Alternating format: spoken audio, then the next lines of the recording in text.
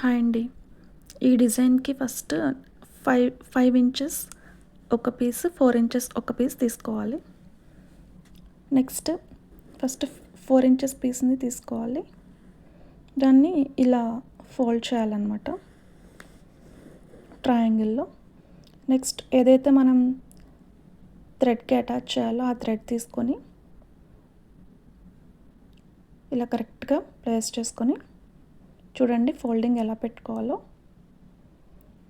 First layer ఇలా పెట్టుకోవాలి and second layer కూడా ఎగ్జాక్ట్గా ప్రాపర్ షేప్ వచ్చేలాగా జాగ్రత్తగా ఇలా ప్లేస్ చేసుకోవాలండి. తర్వాత ఇక్కడ ఒక స్టిచ్ అనేది వేయాలి. చూడండి,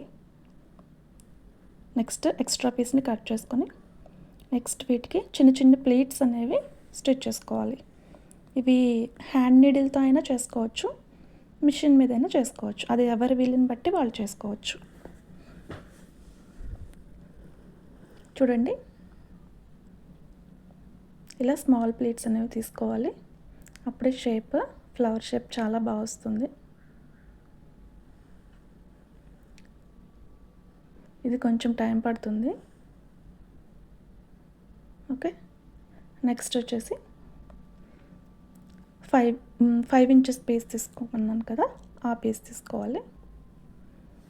దీన్ని కూడా సేమ్ ట్రయాంగిల్ షేప్లోనే ఇలా ఫోల్డ్ చేసుకొని నెక్స్ట్ మనం ఫస్ట్ స్టిచ్ చేసుకున్న దానికి ఆపోజిట్లో పెట్టుకోవాలి. అది పెట్టుకొని ఈ షేప్ అనేది సేమ్ ఫస్ట్ పీస్కి ఎలా అయితే మనం షేప్ పెట్టుకున్నామో దీనికి కూడా సేమ్ అలాగే పెట్టుకోవాలి. చూడండి, పర్ఫెక్ట్గా కరెక్ట్గా ప్లేస్ చేసుకోవాలి షేప్ అనేది.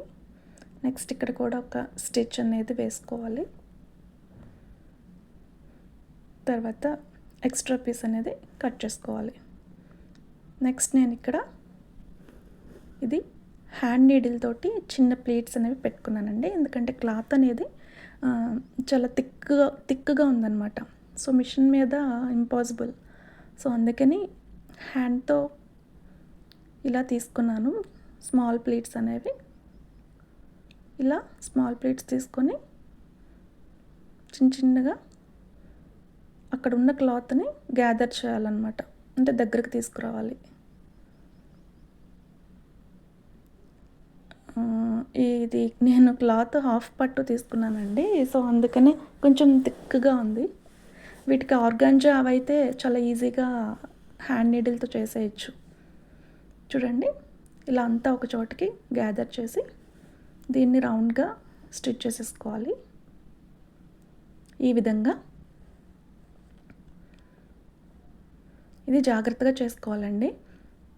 ఎందుకంటే ఎక్కడైనా కానీ కొంచెం స్టిచ్ పడకపోయినా కానీ ఫ్లవర్ షేప్ అనేది కరెక్ట్గా ప్రాపర్గా రాదనమాట.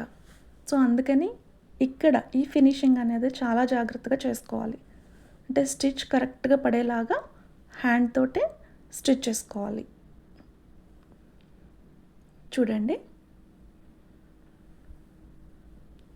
నెక్స్ట్ ఇది స్టిచ్ చేసుకున్న తర్వాత లోపల ఎక్స్ట్రా పీసెస్ ఉన్నాయి కదండి, అవన్నీ కూడా నీట్గా కట్ చేసుకోవాలి. ఈ విధంగా కట్ చేసుకోవాలి. నెక్స్ట్ ఇప్పుడు మనం షేప్ని రైట్ సైడ్కి టర్న్ చేస్తాము. ఈ విధంగా ఫస్ట్ 4 ఇంచెస్ పీస్ తీసుకున్నాం కదా, అది టర్న్ చేయాలి. నెక్స్ట్ 5 ఇంచెస్ పీస్ది టర్న్ చేసుకోవాలి. టర్న్ చేసుకొని షేప్ని ఈ విధంగా ప్లేస్ చేసుకోవాలి. మీలో ఎంతమందికి ఈ డిజైన్ నచ్చింది?